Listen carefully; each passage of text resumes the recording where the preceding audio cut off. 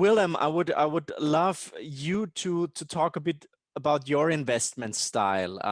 You've got a discovery fund that performed tremendously well last year. For you, a 10-bagger is something just normal. You really try to find those companies making world-class discoveries. So could you please elaborate on your way of investing, how you see volatility, where you are currently positioned when it comes to gold, silver, perhaps also the commodity space, topics like EVs and perhaps battery metals. Yeah, and if you want, of course, you can also put out some names that you like most, or like the biggest holdings in your fund. So would love to hear your way of investing money in that fund. Let me discuss my investment thesis. I was a private investor in Dutch real estate in the 90s. I started to take profit on real estate in the early 2000s because I was a little worried about a coming crisis. And I started to invest in gold and silver companies as a hedge on my net worth. And in 2004, 2005, there was a first correction.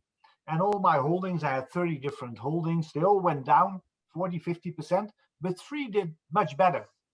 And then I started to do some serious due diligence. And then I learned that the 3 who were outperforming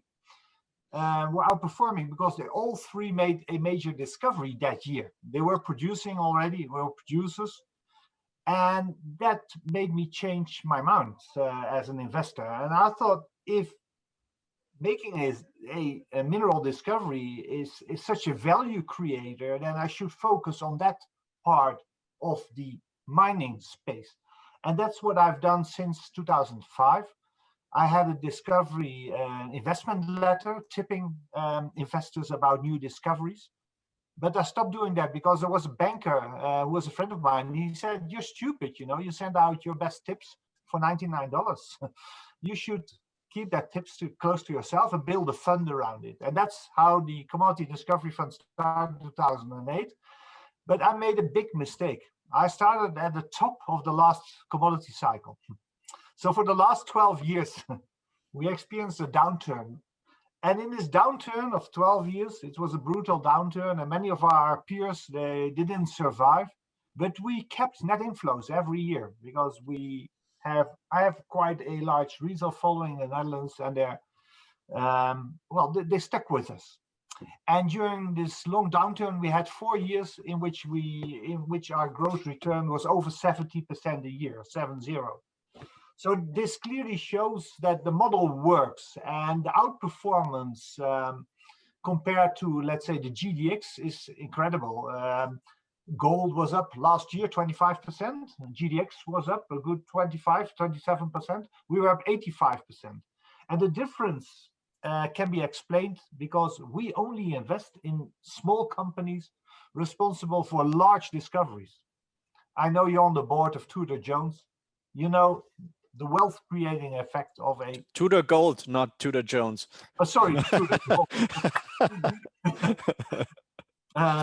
Tudor Jones was mentioned earlier.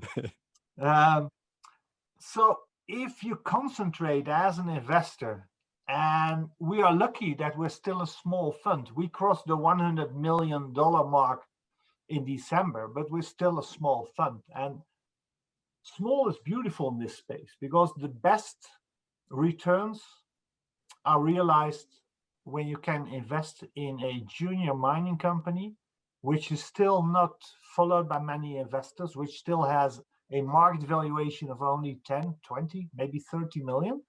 And when they publish their results of a discovery hole, showing that they are on the verge of finding a new world-class discovery, the value of these companies, they rise within 12 to 18 months from 20, 30 million towards 1 billion.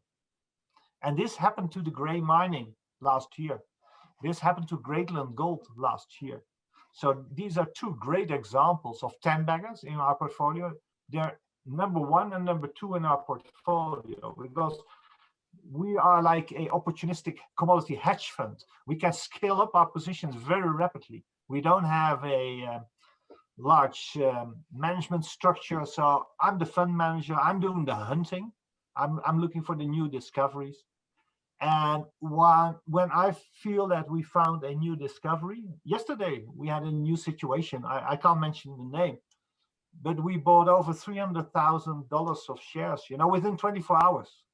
Because the first indications, the first press release is so intriguing. Mineralization over 900 meters. Copper mineralization over 900 meters. We don't have a stage yet. And then we go in very quickly. And we're a UCITS fund. We're allowed to build one position up towards 7.5 or maximum 10% of our fund. We need to stop buying when a position is over 5% of our fund.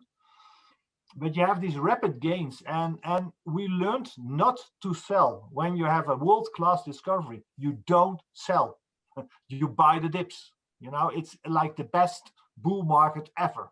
You buy the dips. You buy every dip. And of course, as institutional investors, we can use the private placements in which you can buy the shares on a discount, in which you get the free warrants. So this is an amazing opportunity from an investor point of view. And I've been studying finance for well, at least half of my life. I've been looking for the best business ideas. And being a discovery investor in a fund where you can also have the performance fee model is the best discovery I ever made.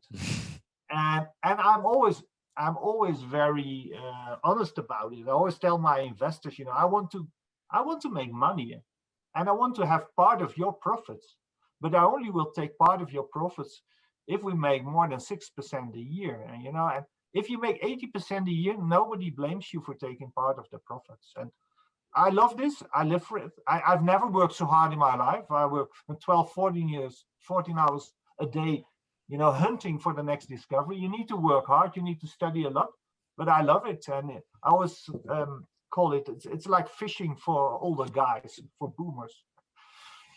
And you also like we do it. You also have your personal money invested in the fund that you're managing, right? Yeah, sure. So you've got skin in the game. Okay. I think 70-80% of my net worth is connected to the fund through all the investments. And I would never, I can never understand why somebody would run a fund and not be invested himself, or not be interested himself. You want to build a fund. You've done it yourself with your digital assets. That's a great idea. You want to build a fund because that's the best idea you have. And we have had all kind of people coming over to us because we have all the permits now, and they want to start a crypto fund. And I looked at all the ideas, but I like crypto, and I like the upside there for a fund from a fund perspective. But it's not better than our discovery investing model. I want to keep doing this. It's like Warren Buffett or Soros. I want to still be doing this when I'm 80 years old. I love it.